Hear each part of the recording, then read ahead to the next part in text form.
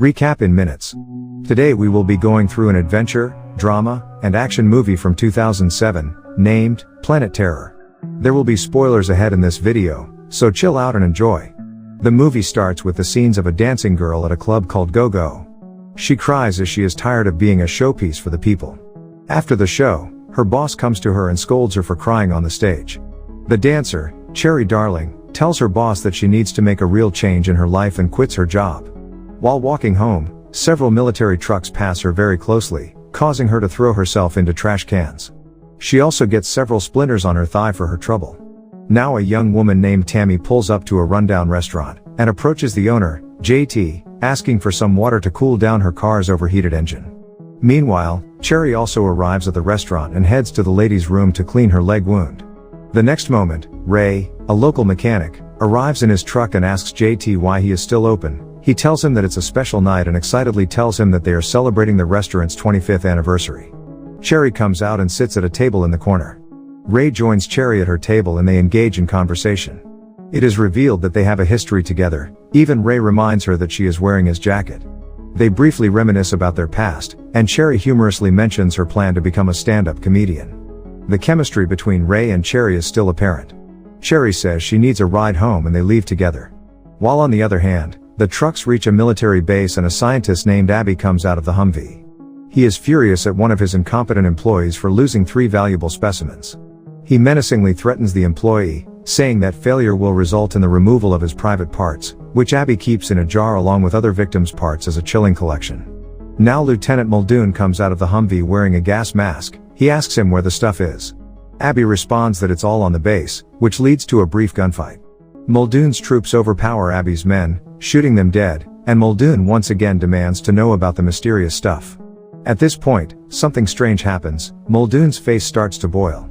Abby reveals that the stuff is all around them, and in an act of desperation, he grabs a pistol and shoots open a gas canister, spreading the gas everywhere. Unfortunately, some people in the vicinity are instantly exposed to the gas and dissolve into gooey messes. However, Muldoon and his men walk into the green gas seemingly unaffected. Abby manages to escape in a vehicle, unaware that one of Muldoon's soldiers is riding on top of it. The green mist begins to spread through the air. Dr. William Block and Dr. Dakota Block wake up at 8 p.m. to start their late shift at the hospital where they work. As they arrive at the hospital, they notice an unusual influx of patients with strange symptoms. The first patient, Joe, comes in with a bite that is only half an hour old, but it shows signs of advanced gangrene and bacterial infection. Dr. Felix recognizes the wound as similar to those seen in soldiers exposed to mustard gas during their time in Iraq. Joe's condition is severe and has a high temperature. When Dr. Block examines him, he is startled to find that the infection has also spread to Joe's tongue. Dr. Block decides to amputate Joe's arm to prevent further spread of the infection. He calls for Dr. Dakota and she arrives with 3 needles, and she injects Joe with all of them that causes him to pass out. While on the road, Tammy's car breaks down once again and she attempts to hitch a ride. She is suddenly attacked by infected individuals known as Seekos. They viciously tear her apart and drag her body away from the road. Ray and Cherry see them dragging the body but think that it's just a dead deer. He is immediately startled by a Seeko in the road and swerves, losing control of his truck. The truck rolls over until it's upside down, and Cherry reprimands him for swerving. He replies that it wasn't just a deer in the road. Seekos suddenly grab Cherry and take her to the woods. Ray grabs a rifle and runs after her. By the time Ray catches up with them, the Seekos have ripped off Cherry's right leg and have run off with it. Ray shoots at them but they don't die. He puts Cherry in his truck and speeds off to the hospital. At the hospital, Cherry is barely conscious upon her admission. Dr. Block approaches Ray and asks what happened, but their conversation is interrupted by the arrival of Sheriff Haig and his deputies. Sheriff Haig is taken aback by Ray's presence due to some undisclosed secret from his past. He questions why Ray is carrying a rifle, and he decides to arrest him. As more infected individuals show up at the hospital, Dr. Block calls Dakota over to show her Tammy's lifeless body, which has also been brought in. Dakota gets upset and cries in a room while Block follows her. Dr. Block follows Dakota and reveals that he knows about her past relationship with Tammy, which was a lesbian one, and their plan to run away together that very night. In a moment of anger and desperation, Dr. Block grabs one of Dakota's needles and stabs her hands with it, causing them to become numb. Before he can escalate things further, Dr. Block is called away by another urgent matter. The other doctor tells him that all the dead bodies have disappeared from the morgue, with a thick trail of blood leading away. At the police station, Ray has a coded phone conversation asking about DC2. Sheriff Haig gets a call from his brother JT that Seikos are going to attack him at his restaurant. Now a deputy arrives angry about an arrested maniac who bit off his finger. When the cops go outside to investigate, they see that the man has escaped from his cop car. Another cop finds his ring on the ground but no finger. As he gives his ring back, he is bitten on the arm and attacked by Seikos. The chaos ensues as more Seikos appear. Carlos is gruesomely attacked and eaten. Haig, Tolo, and Ray fight off the Seikos while other cops join the battle. Ray breaks free from his handcuffs after saving Haig's life, and tells him that he's going to the hospital to get Cherry. The remaining cops get into the back of Ray's truck and head towards the hospital. At the hospital, more people with boils and infections flood in. Doctors Felix and Block are puzzled. As Block walks down a hallway, he looks into a room where Joe has turned into a Seiko and walks towards him with a surgical saw. The saw shuts off but he infects him. Cherry wakes up depressed about her severed leg. Dakota jumps out of a hospital window and lands in the trash. Despite her numb hands, she struggles to open the car and drives off, causing multiple crashes.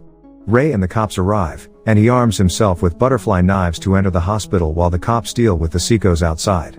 Ray enters the hospital and finds the infected corpses and injured chasing and attacking both doctors and patients, ripping them apart and eating them. He fights his way through the hospital, brutally dispatching the infected. He finds Cherry hiding under a sheet playing dead. He tells her to come with him as the hospital is now on fire from the mayhem, and helps her by improvising a makeshift leg. They escape the burning hospital in Ray's truck to JT's place for safety. At Dakota's house, the crazy babysitter twins talk on their cell phones with their boyfriends while Dakota's son plays with his pets. Dakota gets angry and kicks them out. Now she and her son leave with all their pets. The twins attack them and smash the windshield. Dakota drives to her father's house while giving her son a pistol for protection. She tells him to shoot anyone except her, even his dad. When she returns, she finds her son accidentally shot himself. Her grief is interrupted by Block showing up, having turned into a Seiko. He holds her by the hair, but she rips herself away from him, grabs her dead son, knocks on the front door and her father lets her in. Ray, Cherry, and other survivors join Sheriff Haig at JT's restaurant. The sheriff makes them the deputies and heads up the hill to JT's place. They find JT injured on the floor, who shows them escaped vehicles, a chopper motorcycle and a modified 1950s convertible. After some time, Haig is brought inside after he was accidentally shot in the neck by Tolo. More survivors have shown up at JT's place. Haig gives his pistol to Ray and makes him the leader. Tolo is killed by the Seikos. The survivors are surrounded and fight their way back into the burning restaurant. Cherry retrieves Ray's truck into the restaurant and Haig gets into the driver's seat. And they escape with a plan. After they break through the Seikos, the survivors stop at Dakota's car and pull out a minibike out of the trunk. Dakota rides on the large motorcycle with Cherry as Ray leads the way on the tiny vehicle. They shoot more Seikos on the road while Haig runs them over with the truck. Near the military base, the survivors are surrounded by Seikos on a bridge but are saved by Muldoon's soldiers coming up from behind. Muldoon recognizes Ray and captures him along with the others. When Ray wakes up, he finds himself locked up with the other survivors in the military base. Ray is revealed to be a war veteran. Abby admits to selling the virus DC2 to the soldiers, who are infected and use the gas to control their symptoms. 2 militants captured Cherry and Dakota. Ray tries to help but is beaten up. On the elevator ride down, the lecherous soldier stops the elevator and takes off his gas mask. He threatens Cherry with his pistol while his face starts to boil. The other soldier warns him to put the mask back on, and his face returns to normal. JT distracts the guards with talk about his barbecue sauce recipe.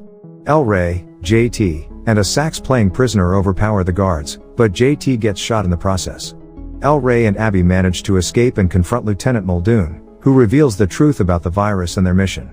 Muldoon and his soldiers were in Afghanistan and accidentally killed Osama bin Laden. Since this wasn't in America's interest, they were gassed with DC2, a chemical weapon meant to wipe out entire cities. Muldoon believed that gassing a whole town and extracting a cure from the survivors was the best way to find a cure. As he talks without wearing his gas mask, he swells and blisters and El Ray eventually shoots and kills him. Meanwhile, the soldiers force Cherry to dance on her wooden leg and remove their gas masks. While dancing, Cherry seizes the opportunity and strikes him in the head with her wooden leg, turning it into a sharp weapon. She then stabs him in the eye and disables him. Dakota, regaining feeling in her hands, uses a needle to dart the soldier's other eye. Abby and El Ray arrive just in time and take down the soldier and his partner. They regroup with the others, But Sheriff Haig and JT are severely wounded and left behind, holding onto a bomb for control. El Rey attaches a custom-made M4A1 carbine assault rifle grenade launcher to Cherry's stump. She uses it to blast open the door to the command center and takes out the rapist, whose condition has worsened. She then uses the rifle to neutralize all the men in the command center. The fatally wounded JT and Sheriff Haig volunteer to stay behind and blow up the stash of DC-2 canisters with a remote control detonate. After that, the survivors get out of the building and engage in a gunfight with the soldiers outside, who are starting to transform into Shikos. Amidst the chaos, Abby is killed, and Dakota is attacked by Dr. Block. Suddenly, her father, Earl McGraw, appears and eliminates him. During the final battle, Cherry uses her grenade launcher to launch herself into the air, taking out several Seikos. She lands spinning around and blasting away more enemies. The survivors make it behind the walls and continue fighting the Seikos. Cherry narrowly avoids a rocket shot at her and retaliates, taking down the shooter. Ray and the soldier unload into each other, and Cherry runs to the dying Ray. Everyone boards the helicopter, and the Go-Go Club owner Skip takes control, slicing through a group of Seikos with the rotary blades. The crazy babysitter twins find joy in the carnage, shooting at the Seikos on the ground. El Rey tells Cherry to go to the ocean, turn her back to the sea, and fight. Cherry pleads with him, reminding him of their promise of 2 against the world. El Rey assures her that the promise stands true, as he reveals that she's pregnant, saying, "I told you, I never miss." El Rey dies, and Cherry clings onto a lowered rope as the helicopter takes off and flies away. The movie ends when the survivors are in Mexico 1 year later. Cherry says that they took Ray's advice and settled down near the ocean in a remote part of Mexico. On the beach, Skip is enjoying this new lifestyle with the crazy babysitter twins by his side, with several armed survivors, including Dakota, patrolling the area for Seikos. A Sicko pops out to attack a small child in the crowd of survivors, when Cherry blasts him away with her new chain machine gun attached to her leg. The final shot shows Cherry and her baby. Thank you for watching. Please subscribe. Recap in minutes for more videos like this, and help the channel grow.